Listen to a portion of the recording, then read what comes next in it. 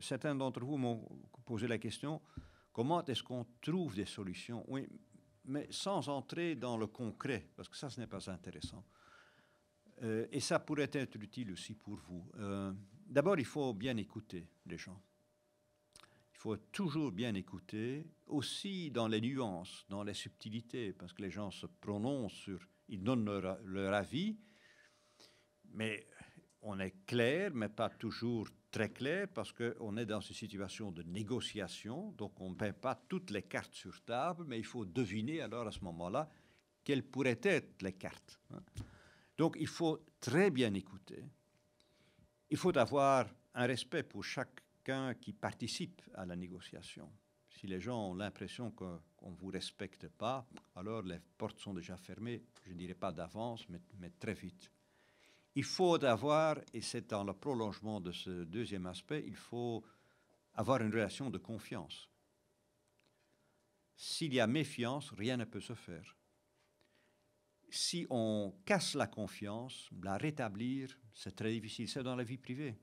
Quand on rompt la confiance, recréer la confiance, ça prend beaucoup de temps. Et non, on n'a pas le temps. On n'a pas le temps. Donc, investir dans des relations aussi personnelles, et à nouveau, ça peut être utile pour vous aussi, investir dans des relations personnelles de confiance, c'est capital. C'est capital. Pour moi, j'ai des petites méthodes. Par exemple, ça fait partie disons, cette architecture de confiance. Je visite chaque année les 28 chefs d'État et de gouvernement dans leur propre capitale. Ça fait pas mal de voyages uniquement pour ça. Hein. Mais alors, on voit les gens dans leur biotope, là où ils travaillent. On les connaît davantage. Quand on a été à Varsovie, ou à Riga, ou à Vilnius, ou à Berlin, et qu'on est là pendant 2-3 heures, eh bien, c'est tout à fait différent à être ensemble dans un groupe à 28. Donc là, la confiance peut se créer. Et bien sûr, il faut de votre côté un esprit de conciliation. Il faut un petit peu quitter son propre ego.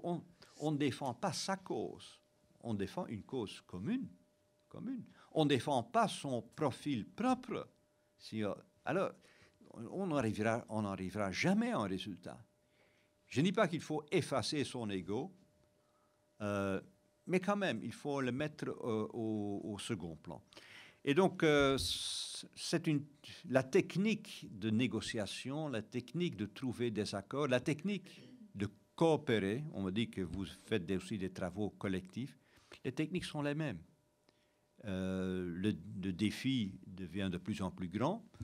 Ce qui est en cause devient de plus en plus important. Mais je n'ai pas dû changer, je dirais, mon approche générale par rapport à ce que j'étais il y a 40 ans quand j'ai commencé ma carrière politique, en étant un petit peu plus âgé que vous.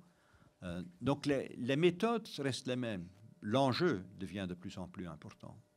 Mais ce sont les mots-clés: confiance, respect, écouter et concilier.